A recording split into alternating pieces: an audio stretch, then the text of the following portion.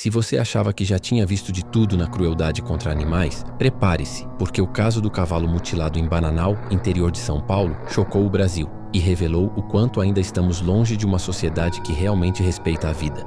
Em pleno século XXI, testemunhamos uma cena que parece saída de um filme de terror. Um jovem de 21 anos, Andrei Guilherme Nogueira de Queiroz, após forçar um cavalo a percorrer 15 quilômetros em uma cavalgada exaustiva, o vê desfalecer de cansaço e logo depois mutila o animal com um facão, amputando suas patas. Tudo isso supostamente para facilitar o descarte do corpo. Essa história não é apenas um crime de maus tratos. É um tapa na cara de qualquer pessoa que ainda acredita na bondade humana. A pergunta que fica é: como alguém pode cometer uma barbaridade dessas e ainda justificar a própria crueldade com uma desculpa tão grotesca? A justificativa de que fez isso para facilitar o descarte revela uma mentalidade perversa, que trata seres vivos como objetos descartáveis, como se o valor de uma vida fosse algo que pode ser simplesmente ignorado ou manipulado. E o mais revoltante, há suspeitas de que o animal ainda estivesse vivo no momento da mutilação. Ou seja, essa atrocidade pode ter sido ainda mais brutal do que parece.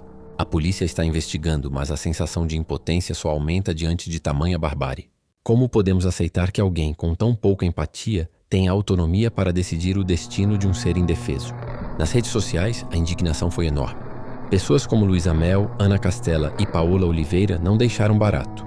Exigiram justiça, responsabilização e uma mudança na forma como tratamos nossos animais. Mas, infelizmente, a legislação brasileira ainda é tímida diante de tamanhas atrocidades. Maus tratos a animais são crimes, mas muitas vezes são tratados como algo menor. Penas que na prática não dissuadem os criminosos. Nesse caso, a pena pode chegar a 1 ano e 4 meses de detenção, o que soa como uma brincadeira diante de tamanha crueldade.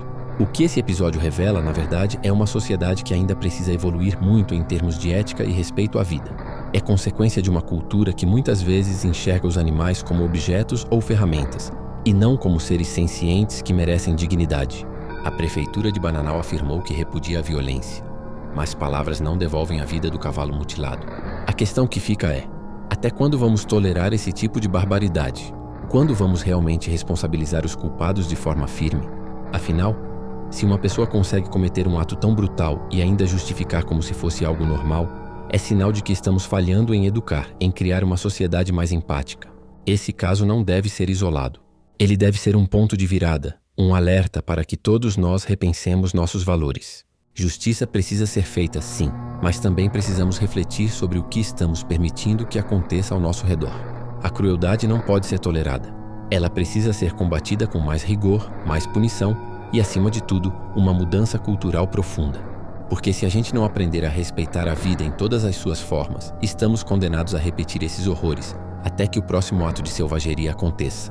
E a pergunta que fica é: até quando vamos fechar os olhos para essa barbárie?